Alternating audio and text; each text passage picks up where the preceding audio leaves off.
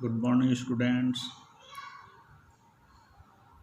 Last class में हम सब ने वित्तीय प्रबंध में प्रबंधन की संगठन व्यवस्था किस प्रकार से है, उसकी वित्तीय आधुनिक वित्तीय प्रबंधक के संगठन में क्या भूमिका है, उसके कार्य और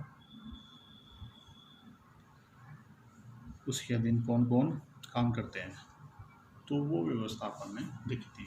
तो वित्तीय प्रबंधक चूँकि संस्था में वित्तीय प्रबंधन का सर्वोच्च अधिकारी होता है, उसी के अधीन दो अधिकारी लगाए गए हैं, कोषाध्यक्ष और वित्त नियंत्रक। तो आज हम सब यहाँ पर पढ़ेंगे कि कोषाध्यक्ष होता है वह कौन होता है, उसकी क्या क्या कार्य है, और वित्त नियंत्रक कौन है और उसके क्या क्या कार्य होते हैं। इन सब के बारे में अपन आज विस्तार से चर्चा करेंगे। कोषाध्यक्ष होता है वो वित्तीय प्रबंधक के अधीन काम करता है, उसकी सहायता करता है। वित्तीय प्रबंधक चूँकि संस्था में कुछ प्रबंध टोली का सदस्य होता है और उसका संस्था के अध्यक्ष से सीधा संवाद होता है, उन्हीं को रिपोर्टिंग करता है और वो बजट भी बनाता है संस्था के लिए, लेखा जोखों को तैयार करवाता है। ये सब जो भी उसको जिम्मेदारी बांटी हुई है, उन अधिकारों का वो विकेंद्रीकरण कोषाध्यक्ष और वित्त नियंत्रक को करता है। कोषाध्यक्ष अपने जो आवंटित कार्य है उन सब के लिए रिपोर्टिंग वो वित्तीय प्रबंधक को करता है। तो सर्वप्रथम अपन देखेंगे कोषाध्यक्ष संस्था के लिए वित्तीय नियोजन का कार्य करता है। वित्तीय नियोजन से तात्पर्य है संस्था में वित्त के लिए जो नियोजन करता है, अर्थात विभिन्न प्रकार के विनियोग कार्यक्रम, उपक्रम के लिए ऋण की कितनी आवश्यकता होगी, उनके लिए किस प्रकार से किन पूंजियों में अपन समता पूंजी से अंश प्राप्त करेंगे या ऋण पूंजी अधिक प्राप्त करेंगे, रोकड़ प्राप्ति और भुगतान का क्या पूर्वानुमान लगाएंगे, लाभांश के लिए अपन क्या व्यवस्था करेंगे, कौन सी नीति अपनाएंगे। तो इन सब कार्यों के लिए वित्तीय प्रबंधक को सहयोगी के रूप में कोषाध्यक्ष कार्य करता है। दूसरा है रोकड़ का प्रबंध। कैश मैनेजमेंट कोषाध्यक्ष करता है, क्योंकि उसके नाम से सिद्ध होता है कि कोष का अध्यक्ष, अर्थात कोष में रोकड़ भी शामिल होता है। तो रोकड़ कैश भुगतान, जैसे मान लो हर व्यक्ति तो ऑनलाइन पेमेंट ले नहीं सकता, हर व्यक्ति कोई चेक नहीं दे सकते, और बैंक में भी अपन ने जिनको मान लो चेक दिया हुआ है तो उनके लिए कैश वहाँ पर जमा हो, तो इन सब के लिए रोकड़ मैनेजमेंट करता है। तो वह उपक्रम के बैंक खाते, उसके लिए चाहे वो बैंक खाते खुलवाना हो, उनमें जमाएँ प्राप्त करना हो, बैंक रिकन्सिलेशन स्टेटमेंट बनाया हुआ हो, उस पर निगरानी रखना, संस्था के लिए संस्था में पेटी कैश बुक की जो होती है दैनिक खर्चों के लिए भुगतान के लिए व्यवस्था करवाना, उसके साथ साथ उपक्रम के जिन पेमेंट करने हैं लेनदारों को, उनके लिए बैंक में पर्याप्त शेष तो कोष तो है कि नहीं है, अगर कोष नहीं है तो चेक का डिसऑनर भी हो सकता है। तो इन सब के लिए कोषाध्यक्ष जिम्मेदार होता है। तो वह ये सब कार्य देखता है और नगद सौदों का भी हिसाब किताब रखता है कि कैश। इसके अलावा साख मैनेजमेंट, साख या उधार का प्रबंध वो करता है। जिस प्रकार से संस्था लोगों को उधार देती है, जो क्रेडिटर्स का वो मैनेजमेंट करता है, उनके हितों का रक्षा करता है, उसी प्रकार से संस्था कहाँ से साख के रूप में, मतलब वो जैसे मान लो उधार पर माल बेचती है, तो उनके लिए उनसे किस प्रकार से वो है, उनमें जोखिम का निर्धारण है, जोखिम तत्व का वो निर्धारित करता है कि इनको तो अपन इतने दिन की उधार दे सकते हैं या इसको इतने राशि की उधार दे सकता है, तो उसका जोखिम मूल्यांकन करना। जोखिम मूल्यांकन के साथ साथ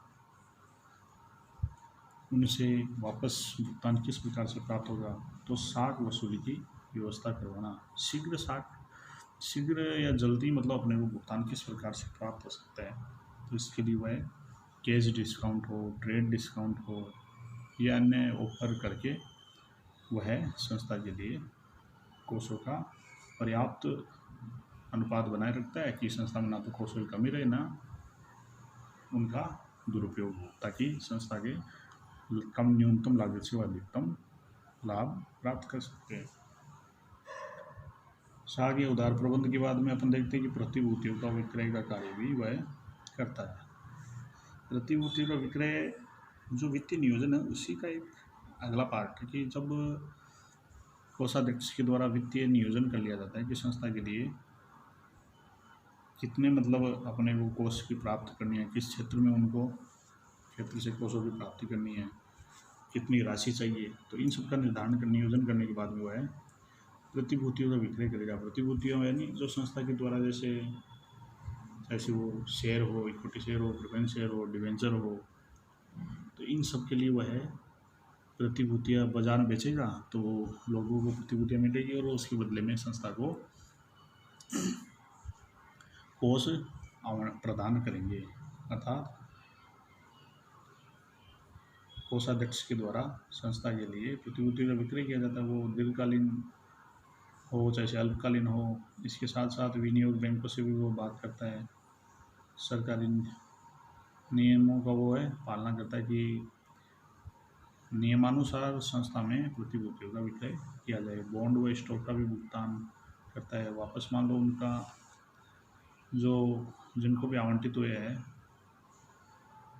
शेयर होल्डर्स हो, डिवेंचर होल्डर्स हो, बॉन्ड होल्डर्स हो, उन सब के लिए उनका कोई प्रतिभूतियों का आवंटन करना, और जब उन पर आवंटन के पश्चात उन पर समय समय पर लाभांश नीतियों का भी निर्धारण और ब्याज का भुगतान वो करता है। प्रपत्रों पर हस्ताक्षर। प्रपत्रों पर हस्ताक्षर से तात्पर्य कि संस्था के लिए वो प्रतिभूतियों का विक्रय करता है, तो उन प्रतिभूतियों पर साइन कौन करेगा, वो सब ट्रेजरर या कोषाध्यक्ष साइन करेगा, वही उसके लिए अथॉरिटी है। और कोषों या प्रतिभूतियों की सुरक्षा संबंधी कार्य भी वह देखता है कि संस्था में मान लो कैश पड़ा है, कैश को हर किसी की वहाँ पर पहुँच ना हो, कितना कैश वहाँ पर रखा जाएगा, ये सुरक्षा मापदंडों का निर्धारण भी कोषाध्यक्ष करता है। उसके साथ साथ डबल चाबी एक खुद के पास रखे, एक कैशियर रखे, तो इन सब को वह मद्देनजर रखते हुए विभिन्न प्रकार के कार्य कोषाध्यक्ष के द्वारा संपादित किए जाते हैं। अब कोषाध्यक्ष के बाद में वित्तीय प्रबंधक के अधीन दूसरा अधिकारी है वित्त नियंत्रक। वित्त नियंत्रक के संगठन में क्या उसकी भूमिका है, उसकी कार्य क्या है, उसके बारे में हम सब यहाँ पर अब चर्चा करेंगे। तो वित्तीय प्रबंधक है वह वित्त नियंत्रक के माध्यम से संस्था में लेखांकन कार्य हो, उनके लिए नियंत्रण की योजना हो, प्रमापों से उनका निष्पादन मूल्यांकन करना हो, टैक्स रिलेटेड हो, ऑडिट रिलेटेड हो, या गवर्नमेंट को जो भी इंफॉर्मेशन चाहिए उन सब के कार्य के लिए वह वित्त नियंत्रक को अपॉइंट करता है। अब उसके वो कार्य के बारे में अपना यहाँ पर सब विस्तार से चर्चा करेंगे। लेखांकन कार्य। वित्त नियंत्रक लेखांकन संबंधी उनकी चाहे हो जनरल अकाउंटिंग हो, पोस्ट अकाउंटिंग हो, इन सब के लिए वह पर कार्य का देखभाल करता है। वह अपने अधीन कर्मचारी से समय पर कोई भी ट्रांजैक्शन उनकी एंट्री हो रही है कि नहीं हो रही है, उन सब के बारे में वह देख रेख करता है। और लेखांकन जर्नल एंट्री के बाद में उनके लेजर्स है का बैलेंस, ट्रायल बैलेंस हो, P&L अकाउंट हो, या अंतिम खाते अपन जिनको बोलते हैं P&L बैलेंस शीट, वो सब समय पर तैयार करवाने का जिम्मेदारी वित्त नियंत्रक की होती है, ताकि जैसे ही ईयर एंडिंग होते ही वो है वित्त प्रबंधक को संस्था के फाइनल अकाउंट्स तैयार करके उन पर अपने मोहर लगाइए, वो है वित्त प्रबंधक को सौंप देता है और वित्त प्रबंधक फिर उस पर आगे की कार्रवाई करता है। दूसरा है नियंत्रण के लिए योजना बनाना। वित्त प्रबंधक के द्वारा संस्था में ये नियंत्रण संबंधी उचित योजना बनानी होती है जो समय समय पर चलती रहती है। इसके लिए वह संस्था में विनियोजन, पूंजीगत व्यय, अनियोजन आदि के संबंध में व्याख्या करता है। वास्तविक निष्पादन मूल्यांकन। संस्था के द्वारा जो बजट रखा गया था, बजट और वास्तविक कार्य में मूल्यांकन करना कि उनके जो प्रमाण तय किए गए थे उसी के अनुसार कार्य संपादित हुआ कि नहीं हुआ, उसमें क्या कमी पूर्ति रही, तो जो कमी रही है वो सराहनीय है कि नहीं है, और उस पर सुधारात्मक कार्रवाई करने संबंधी कार्य भी वित्त नियंत्रक देखता है। कर प्रशासन।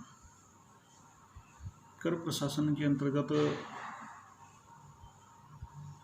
भारत सरकार के द्वारा हो चाहे राज्य सरकार के द्वारा हो, जो भी टैक्स रिलेटेड सर्कुलर्स आते हैं, आदेश आते हैं, उन सब की पालना संस्थान में हो रही है कि नहीं हो रही है।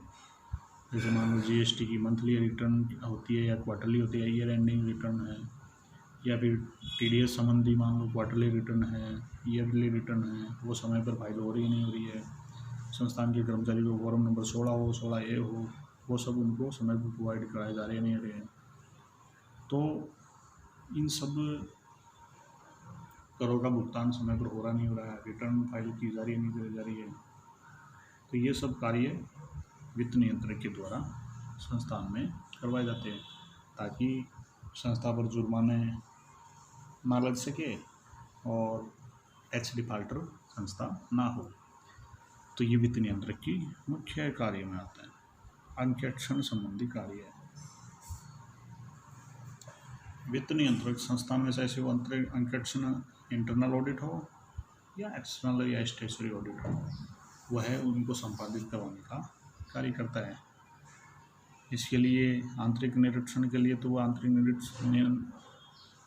आंतरिक नियंत्रण दल की स्थापना करता है और वो समय समय पर इंटरनल चेक करते रहते हैं कि संस्थान में कहीं कोई फर्जीवाड़ा तो नहीं हो रहा है, संस्थान के कोषों का कोई दुरुपयोग तो नहीं कर रहा है। तो ये सब कामकाज वित्त नियंत्रक के द्वारा करवाए जाते हैं, चाहे वो CA ऑडिट करवाना हो या AG ऑडिट अगर के भी दायरे में आता है संस्था, तो उसके भी कामकाज वित्त नियंत्रक के द्वारा देखे जाते हैं। लास्ट अंतिम कार्य है सरकार को सूचना देना। वित्त नियंत्रक के द्वारा समय समय पर सरकार के द्वारा जो भी सूचनाएं मांगी जाती है, जैसे कोई संस्था मान लो एक्सपोर्ट वो इंपोर्ट कार्य में लगी हुई हो, तो उसने वर्ष भर में कितने आयात और निर्यात किए, उनसे संबंधित सूचना हो, या अगर उनको कोई सब्सिडी दी है संस्था को, चाहे वो टैक्स संबंधी हो, चाहे से वो ज़मीन को परचेजिंग करते टाइम कम दरों पर उसको आवंटित किया गया हो, तो जिस प्रयोजन के लिए संस्था की स्थापना की गई, जिस कार्य के लिए संस्था को यहाँ पर ज़मीन आवंटित की गई, उसी कार्य में संस्था लगी हुई है कि नहीं लगी हुई है, तो इससे संबंधी जो भी दिशा निर्देश सरकार के द्वारा मांगे जाते हैं, उन सब की पूर्ति करके समय समय पर रिपोर्टिंग संस्था को करनी होती है। ये कार्य भी वित्त नियंत्रक देखता है। इस प्रकार से आज की क्लास में हम सब ने देखा कि वित्तीय प्रबंध कि संगठन व्यवस्था में जो वित्तीय प्रबंधक है उसके अधीन कोषाध्यक्ष और वित्तीय नियंत्रक होते हैं, उनके क्या क्या कार्य होते हैं और किस प्रकार से कोषाध्यक्ष और वित्तीय नियंत्रक कार्य करते हैं। धन्यवाद।